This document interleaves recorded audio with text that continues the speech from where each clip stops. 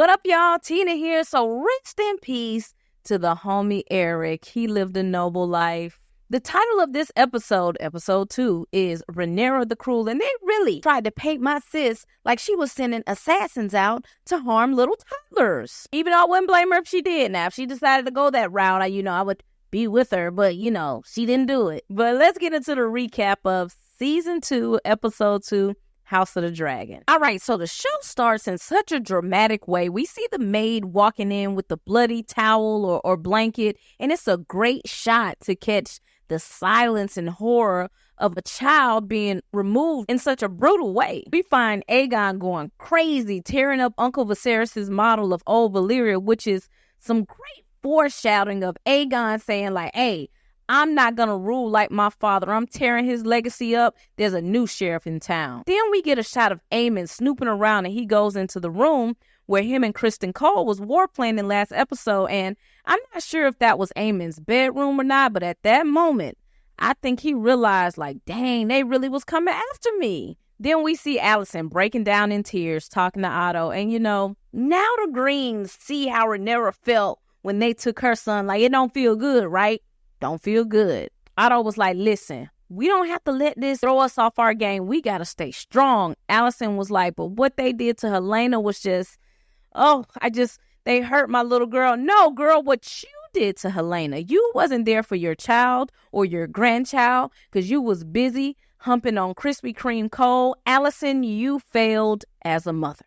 I'm just going to say it. Then we go to the Green Council, and this part was so funny. Aegon was like, yeah, where were the council members when the murderers threatened the king? Who had been saying that?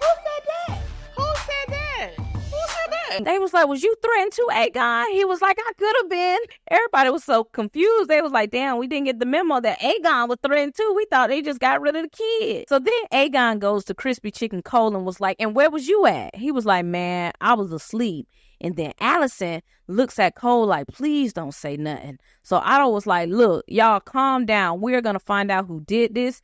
Aegon was like, what you mean? We know who did it. It was the bitch Queen of Bastards. Now, the bitch Queen of Bastards, that's a good one. I got to write that down. People be coming up with some good cuss words. So then Aegon looked at his mom and was like, look at you. You wanted to have her life spared, and look what she's done. Then Larys was like, hey, yo. We caught one of the guys who was involved with the murder. The council was like, just calm down, Aegon. We really don't know who did this. It could be anybody. And Aegon was like, you right. It could be anybody in this room. And then he gonna stop next to the Black Maester. And I was confused. I was like, let me find out y'all are racist in King's Landing. Why you stop next to the black guy? That's not racist. That's it. Otto was like, listen, it don't matter if Rhaenyra did it or not. We're going to say she did it. Now, Otto sits down with this Rock Nation, Kris Jenner PR campaign like, listen, we're going to let the kingdom see what Rhaenyra did. We're going to have a public funeral. The women, Alicent and Haelena, the people will see y'all mourning publicly. They will feel an emotional connection to y'all. The people will then begin to despise Rhaenyra because who likes someone who would harm a toddler? Aegon was like, bro, my kid ain't about to be used politically. Otto was like, too late, we doing it, and he gonna be honored, buried like a true Targaryen prince that he is. Alicent then goes to Haelena, and instead of hugging her, she immediately starts with the politics like, hey, we have to have a public funeral. And Haelena was like, I don't know them people. I don't want to please them people. I don't give a fuck about them people. Then Alicent was like, listen, I know you think you saw me and Krispy Kreme Cole getting down. Haelena was like, bro, I really don't care about none of that right now. I don't give a fuck. But then we jump over to the funeral procession, and bro, that was some sad business. The MC was throwing out all types of names for Rhaenyra. They was like, Rhaenyra the Cruel, Rhaenyra the Pretender to the Crown, Rhaenyra the Kingslayer. I was like, damn, y'all wearing my sis out. Then we jump to the prison and we see Blood and Larys. Now, Larys brought all his tools. He was about to torture that boy. And Blood was like, listen, Daemon hired us. He paid us. I just did what I was told. That boy straight Nino Brown, Tekashi 6ix9ine did. I'm talking about snitched so quick. Blood was like, all right, I told it. Larys, are you going to hurt me? Larys was like, look, my boy, I ain't going to hurt you, but I don't know what Aegon going to do. And then he just walks out. And Aegon most likely just, beats him to death in the cell. Now, the funeral is still going on and the damn wagon got stuck in the city. And all of the people start reaching for Alicent and Haelena, and Haelena is freaking the hell out. She is having a panic attack, social anxiety. She is just losing it, going crazy. Then we jump to Dragonstone and they're delivering the news to Rhaenyra. They're like, girl, they talking about you real bad. They having a funeral saying you killed a toddler. And Rhaenyra was like, I ain't killed no kid. This is a lie. Like, I just lost my kid. I ain't killing no kid. She was like, I may not fool with my brothers like that, but I wouldn't hurt my sister Haelena. Whole time, Daemon sitting over there like, and Rhaenys like, I know you did this. Then Sir Alfred gonna say, I don't know, Queen. You was kind of upset about Luke. So, I mean, we did kind of think maybe you wanted to get some revenge. Riri was like, look, all right, not me, all right? I'm not killing no kids. And Rhaenys was like, hey, yo, watch your mouth, my boy. You getting kind of fly out the mouth now. So Rhaenyra sits down and she does a little quick glance at Daemon. And the first glance was like, can you believe these people thought I would do this? And then she kept looking like, I know damn well you ain't Daemon. And Daemon was looking like, I'm just trying to eat my food and sit back and watch the show. Daemon was like, listen, I told them to get Aemon. And Riri was like, if they couldn't find Aemon, who did you tell them to get? Daemon was like, man, I mean, shoot. And Rhaenyra was like, you're supposed to trust me. You let this happen. You think I encouraged this? You No, think don't give me that innocent bullshit. She was like, I just can't trust you, Daemon. Daemon was like, listen, I serve you. Riri was like, do you serve me or are you using me to get to the throne? And that just sets him off because, real talk, all of them are going through a lot. Daemon lost his wife. Viserys is gone. Luke is gone. It's just a lot of loss happening right now. So his grief just kind of happens to show up like anger. Riri was like, listen, I don't believe you. Daemon says, yo, how can you not believe me? I've been ready to go to Harrenhal for the longest for you. I'm trying to take the castle for you, not me. I've been patient for you. And I'm going to give Daemon some props. He has shown restraint. He didn't really make no moves until she was like, I want Aemon. You know, he had kind of been slow walking it and holding himself back. Riri was like, listen, I'm going to ask you again. Are you riding for me or are you riding for yourself because you think you lost the throne? She was like, and if we being honest, you ain't really lose the throne. You gave it away because you only think of yourself. And Daemon was like, nah, but Viserys ain't want me to have the throne because he was weak. And you going to be weak just like him. He was scared to crown me. Riri was like, he wasn't scared to crown you. He was scared you couldn't do the job. And at this point, she's now talking about Aegon's prophecy.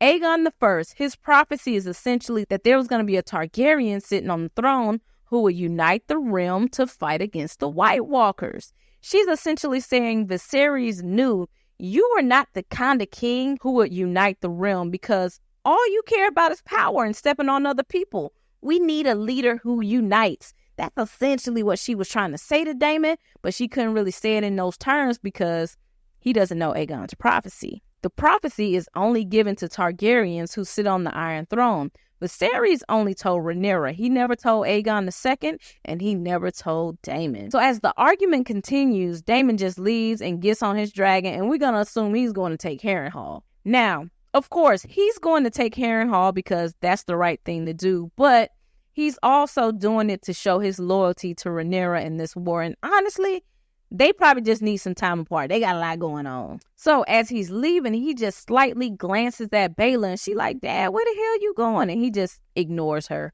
This slightly mirrors the same interaction between Aegon and Haelena we're going to see in a few. So Baela walks in to talk to Rhaenyra and Riri was like, listen, in the morning, get on your dragon, fly above King's Landing and let me know if you see them making any type of moves. So some people was like, hey, yo, why is she sending Baela on a dummy mission and not Jace? He really wants to get some action. So there's a couple things in play here. Jace is the heir to the throne. She wants to protect her kid.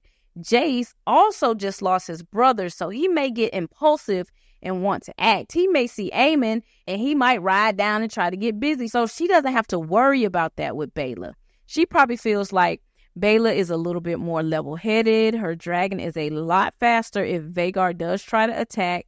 And she's just a better dragon rider at this point. She's been riding longer, so those are some of the reasons why Baela was the choice. Plus, Baela is just like her daddy. She wants to get some action too. Like, she been itching to get busy. So Baela is like, girl, what happened with you and my daddy? Because Baela notices the glass and the vase on the floor. Riri was like, listen, your daddy does what he wants, okay? Just let him do his thing. So we get a shot of him on Caraxes getting ready to fly out. And then we jump back to King's Landing and we get that moment between Aegon and Haelena that was very similar to Daemon and Baela. It's like their body is telling them to go comfort each other, but their minds are like, nah, we wasn't raised that way. They don't know how to be affectionate with each other, so they just, pass on by. Poor Haelena. And then Criston Cole walks into the room where the baby was removed, and he immediately starts to feel guilty. Then we get a shot of Rhaenyra playing with her two sons from Daemon, Viserys and Aegon III.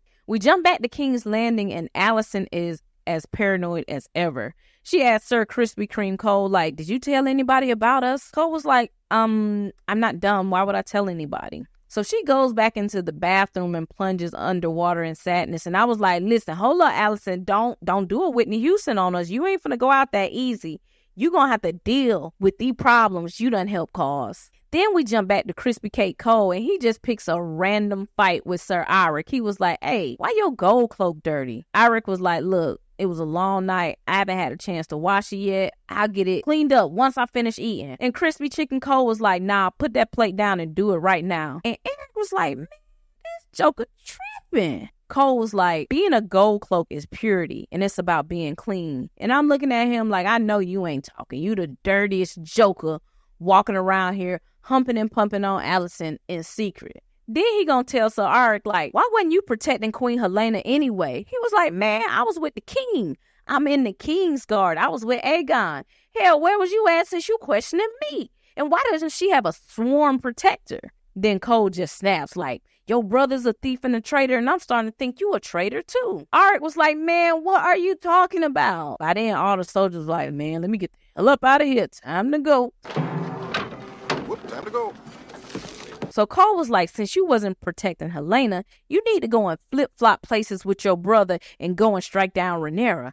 And Arrk was like, man, are you crazy? You sending me on a suicide mission. And Cole gonna say, nah, I'm actually sending you to triumph and glory. Arrk was better than me because I would have packed my bag with a few changes of clothes and I would have been on a ship going to Dorne where all the fine-ass people live at, and they wouldn't have seen me anymore. Or I just would have went and linked up with my brother, and I would have been Team Black from here on out. So we go back to Dragonstone, and we see Jace and Baela have a conversation about fathers. And Baela was like, have you heard about where my dad went? And Jace was like, he most likely just went out to Harrenhal. Baela was like, I have such a love-hate relationship with my dad. And Jace was like, yeah, man, dads are pretty hard. And Baela was like, what do you remember about my uncle? At this point, she's talking about Rhaenyra. We got to remember, they were kids when Rhaenyra was around, and he was in King's Landing, and they were still back at Driftmark, so maybe they don't really know a lot about him. Jace was like, man, he taught us to fish and shit like that, and just like black folks, we be knowing the real tea. We be listening to the gossip. Baela was like, well, what you know about Harwin Strong, your real daddy? And Jace said, he was gentle and fierce. They called him Breakbones. He loved us. After we see them talking, we bounce over to the brothel. Now, listen, I am pro-sex work, okay? I feel like if you want to go to pleasure houses, you should. I support all women, CEOs of Westeros, getting that money. But Aemon is laid up with the house mother, right? And he clearly has mommy abandonment issues, okay? He is sitting there butt-ass naked, telling this woman about the hit on his life because obviously he can't talk to his mama about it. So he's curled up like a little toddler with the house mom. He laying there like, man, I can't believe they put a hit out on me. He was like, I do regret what I did to Luke, but man, they used to pick on me when I was a kid. So then we jump over to the home of Hugh Hammer and his wife. And his wife is like, look, inflation is whooping our ass. We are struggling. I had to walk 2 hours to find some chicken. Now, some of y'all might be like, okay, who cares about this guy? Who is Hugh Hammer? Hugh is from episode 1. He's the weapons maker in King's Landing. And my theory is they're setting his story up in the sense that episode 1, he told Aegon, like, yo, we don't mind making y'all weapons, but we got to get paid. I think they are laying the groundwork for him maybe turning on King's Landing. You know, he happens to have white hair and he may go and team up with Rhaenyra, a potential family member of some sort. We shall see. Speaking of family, we go over to the docks and we get to see Adam of Hull and Alan of Hull, and these are the Hull brothers. Adam is like so happy to see his brother. He's like, yo, you've been out sailing with Corlys. I'm here. He's happy you saved his life. He's like, yo, are you going to go back out and sail with him? And Alan is like, bro, war is coming. It's dangerous out there. Adam is like, bro, you can get paid like big money. Plus, he owes you. Hell, he owes us. Adam was like, Hey, I'm trying to put him on child support. Then we get a shot of Corlys laid up in bed with my auntie Rhaenys, like he ain't been out slanging his sword, creating all these babies. Corlys was like, child, what is going on with Daemon and Rhaenyra? Do you think Daemon will bend the knee to Rhaenyra? Rhaenys was like, he gonna do what's right. He just a little salty. I know how it is to have the crown skipped over your head. That's all he going through right now. But he's gonna take Harrenhal, and me and my dragon Meleys, we gonna be here protecting the queen. Then we see Rhaenyra talking to Mysaria. The White Worm is her name. Rhaenyra was like, girl, I heard you was involved in all this shit going on, and you helped put Aegon on the throne, and you helped Daemon pull off this murder of toddler. And the White Worm was like, hey. I'm a working woman. I get paid for what I know. Okay, it's not personal. Plus, Daemon told me if I help him, he would set me free. So I hope you're going to honor your husband's words. I'm kind of ready to get up out of here. And Riri was like, yeah, no, I'm not doing that. You talk too much. I'm not going to let you be free. Then we get a pretty cool shot of Adam of Hull. He's out on the beach, and we get our first glance of Sea Smoke this season. Now, we all know Sea Smoke belonged to Rhaenyra. So Adam kind of glances up in awe as he flies away. We go back to King's Landing and we get a quick glance of Ulf the White. He'll become a little bit more relevant in episodes to come, and we look up and we see a ton of people who have been terminated by roping by King Aegon, and we find out they were all rat catchers, and of course Cheese was one of them. Otto comes in mad as hell like, what the hell have y'all done? Y'all are some idiots. Aegon was like, well, Blood said he had a rat catcher with him and he couldn't remember who it was, so I just got rid of all the rat catchers in the city. Otto was like, bro, you are stupid. Crispy Cooking Cole was like, don't talk to your king like that. Otto was like, man, that's my damn grandson and he dumb as a rock. I worked hard as hell on that PR campaign to get the city behind y'all, and you just erased it in a matter of hours by getting rid of a bunch of innocent people. The people went from loving Haelena and feeling sorry to now they're at our gates cursing your name. Aegon, you are slow. Hey, yo, the actor playing Otto ate this scene. He was giving it to Aegon. Otto was like, bro, I got ravens going out right now saying how Rhaenyra got rid of a toddler so all the kingdoms can join us, and you went and did some reckless shit like this, bro. Aegon was like, I just don't give a fuck. I'm trying to spill blood, not ink. You writing letters, I'm getting bodies. We different. He was like, hell, Criston Cole even came up with a plan too. Otto was like, what did you do? Dumb and Dumber number 2. What did you do? Aegon was like, he sent the twin to go after Rhaenyra. And Otto was like, you sent him by himself? And Aegon was like, yeah, he just don't pretend to be his twin. Otto was like, bro, y'all can't be serious, bro. Like, this cannot be real life. I don't think he went to school nowhere. If he went to school, he didn't learn nothing. And here go Krispy Kreme Cole talking about, oh, it's about time the bitch queen paid a price. Hey, yo, Cole, you're no Aubrey Graham, Drake, I love but hate women type of dude. Like, you the worst, bro. Otto was like, you two came up with this suicide plan together and didn't even consult anybody from the council. Y'all are Beavis and Butthead. He was like, you know what? Your daddy was right about you. Aegon was like, he made me king. What you talking about? Otto was like, boy, I made you king. I made you king before you even got here. This plan was in the making. As soon as Viserys' first wife passed away, your daddy ain't make you king. I made you king. And now, see, this is where I'm a little lost with Otto. Like, you did all that work to get Aegon on the throne and nothing to prepare him for it. Y'all just let him run amok for 16 years and then threw him on the throne because y'all thought y'all was going to be able to control him. And I don't know why. It was really poor planning. Slick deserved to be fired because Otto, all of this is your fault. all of this blood is on your hands, my boy, and he knows it. You can see the regret in his eyes. Aegon was like, hey, yo, big dog, take off that hand of the kingpin. I'm gonna get that to Criston Cole. He's about that action. Otto was like, I know you ain't fired me. Aegon was like, boy, you fired. Get that hand pinned to Cole. My new hand will be a steel fist. Otto was like, boy, you gonna regret this, I promise. Hey, yo, this was a great scene between these three. They was really eating each other up. And bitch, Otto was so sad. He was like, damn, I done got fired again. So we go back to Dragonstone, and Rhaenyra was like, listen, White Worm, Daemon said you can go free, so I'm gonna honor that. You can go. Now, these are the things that make Rhaenyra a different ruler than Aegon. She's trying to get the approval of people. Plus, she realizes that Mysaria has had to deal with Daemon, so they have a little connection there, and I think she feels sorry for her. This scene was also important because the White Worm has a good chance to see Sir Erryk standing next to Riri. She's very astute. She knows a lot. And she realizes that's Rhaenyra's right-hand man. He's always with her. Rhaenyra was like, I'm going to let you go, but I'm going to let some people escort you down to the ships because you're not going back to King's Landing. You going somewhere else where you can't betray me. Mysaria was like, sis, I don't care. Just let me get up out of here. Prison is not a good look for me. I just want to go. Now, as she's walking out to freedom, she sees the other twin coming into the castle. Now, you gotta remember, Mysaria be knowing a lot of stuff, so she knows how the greens move. So she quickly was like, nah, something ain't right about this. I'm about to hit this U-turn and let them know what's going on. They should be on the lookout for this twin. This is a little weird. So we follow the twin as he walks right into the castle. And this slit was a good plan. I know we think it's stupid, but this was kind of smart because he walked in so effortlessly. So the maid was like, Rhaenyra, girl, lay down. You got to get some rest. Do you want me to ask the maester to bring you some NyQuil or Z-Quil or something to help you rest?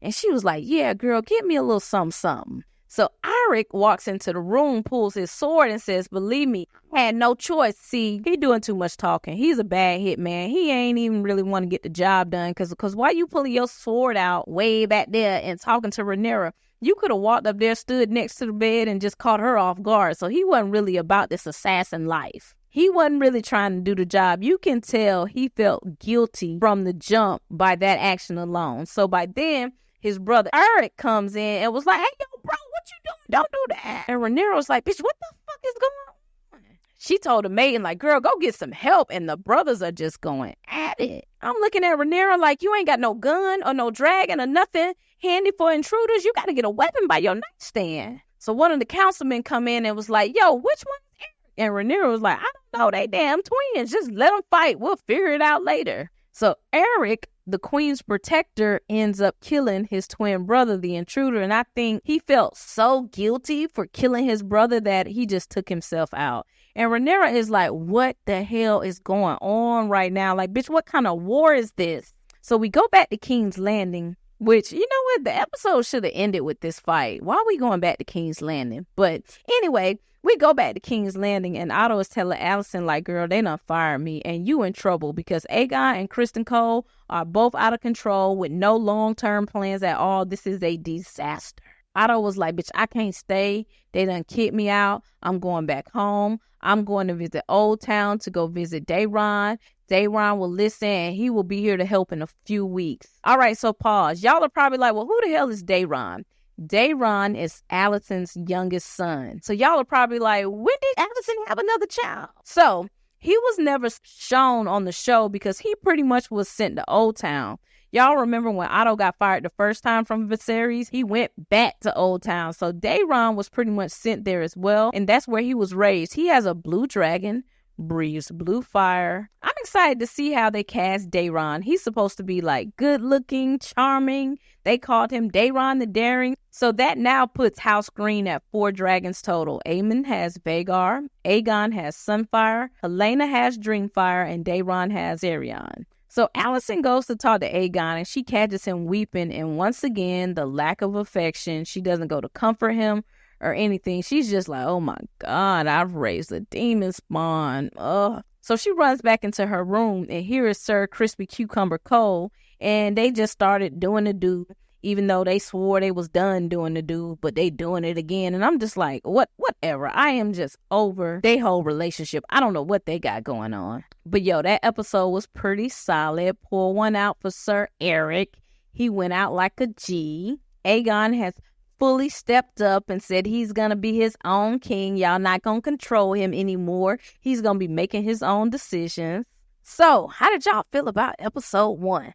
Leave your comments below. Thanks for hanging out with me. Peace.